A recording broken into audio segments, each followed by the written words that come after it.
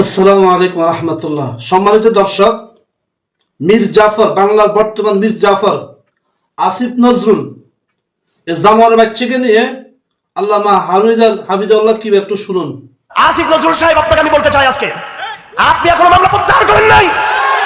আপনার মুখে বড় কথা শোনা পাই না। আপনার কাছে আমরা কোনো সাহায্যের আবেদন করবো না। আপনাকে উপদেষ্টা বানিয়েছি আমরা, দেশের জনগণ বানিয়েছে আপনাকে। আপনি আমাদেরকে পরামর্শ দিয়েন না। প্রথম আলোর ব্যাপারে কি করতে হবে, ডেলের কি করতে হবে, ওইসব মেচুরিটি আমাদের আছে, প্রজ্ঞা আমাদের আছে, পলিটিক্যাল সায়েন্সের জ্ঞান বুদ্ধি আমাদের আছে। আপনি একটা প্রফেসর না, আমরাও প্রফেসর, আমরাও শিক্ষাবিদ, আমরাও লেখক, আমরাও পড়ালেখা করেছি। আপনি ঢাকা বিশ্ববিদ্যালয়ে 2 দিনে ক্লাস করে শুধু নিজেকে বুদ্ধিমান মনে করিয়েন না আপনি। সুতরাং আমরা উগ্রবাদিতা দেখাবো না, আমরা ঠান্ডা মাথায় রাজনীতি করবো। আপনি মনে করিয়েন না যে আমরা একবার হাবাগোবা সবগুলো, হেফাজত মানে, ওলামা মানে, ব্রাহ্মণবাড়িয়ার ছাত্রদের মানে সব হাবাগোবা, এটা মনে করিয়েন না। আমরা সচেতন ভাবে গিয়েছি প্রথম আলো ঘেরাও করার জন্য, কারণ প্রথম আলো ভারতের এজেন্ডা বাস্তবায়ন করতে চায়। আমি আসিফ নজরুল সাহেবকে বলবো যে যেহেতু আপনি আইন উপদেষ্টা হিসেবে আছেন, অনতি বিলম্বে নির্বাহী ঘোষণা দিয়ে ব্রাহ্মণবাড়িয়া সহ হাটহাজারী, চট্টগ্রাম, ঢাকা সহ বাংলাদেশে ওলামায়ে কেরামদের বিরুদ্ধে আরোপিত সমস্ত মামলা প্রত্যাহার করতে হবে। সমস্ত মামলা কবে কোন সরকার, নির্বাচিত সরকার আসবে, তারপর মামলা প্রত্যাহার হবে।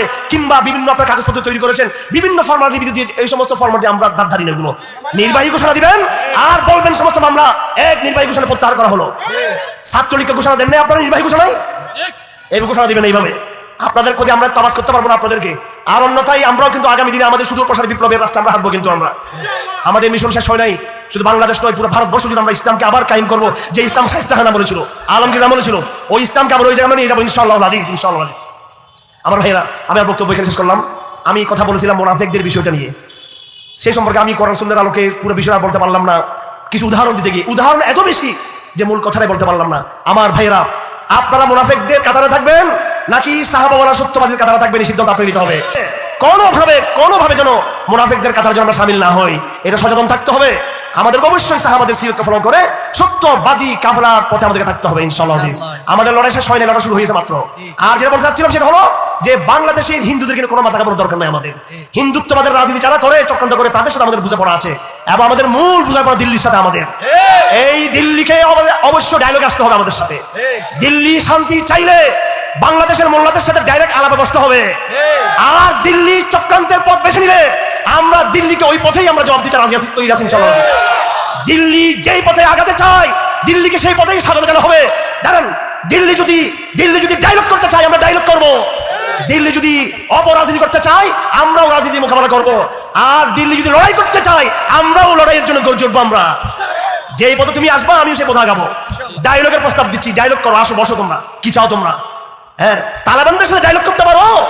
আর যাদেরকে তালেবানদের বাচ্চা কাচ্চা মনে করে আমাদেরকে, আর আমাদেরকে তোরা জঙ্গি বানাস। তোরা ওদিকে আপনারাকে তালেবানদেরকে, পাকিস্তানকে ভাব ডাকে, পাকিস্তানকে পানির হিচ্ছে ঠিকই তারা দিচ্ছে। কিন্তু পাকিস্তানকে, বাংলাদেশের তাদের যেমন নদীর হিসাব আছে, পাকিস্তানের সাথে নদীর হিসাব আছে, কিন্তু কোনোদিনও পাকিস্তানকে তারা এক সামান্য পানির হিচ্ছা তারা কম দিচ্ছে না, যেহেতু পাকিস্তান বন্দুকের ভাষায় কথা বলতে পারে। সেজন্য তালেবানদেরকে তারা নিয়মিত ব্যবসা বাণিজ্য করে।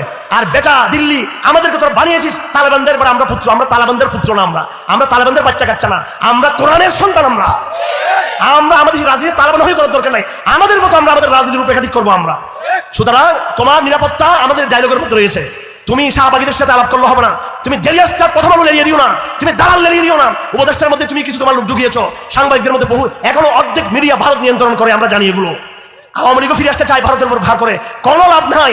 ভারতকে আগাগোড়া অতীতের রাজনীতিকে তওবা করে আমাদের সাথে শান্তি প্রস্তাব নিয়ে বসতে হবে। অন্যথায় আমাদেরও আখিরুল হাইয়াল সাইফ, তরবারি আমাদের শেষ তরবারি। তোমরা যদি এই শান্তির পথ বাদ দিয়ে অশান্তি, অরাজকতা, যুদ্ধ চাপিয়ে দিতে চাও, আমরাও তরবারির সিদ্ধান্ত নিয়ে বাধ্য হবো। আমরা তখন ওয়া আখিরু দাওয়ানা আলহামদুলিল্লাহি রাব্বিল আলামিন ওয়া মা আলিল বালা ওয়া সাল্লাল্লাহু আলা খাইরি খালকি মুহাম্মদ ওয়া আলিহি ওয়া সাহবিহি আজমাইন।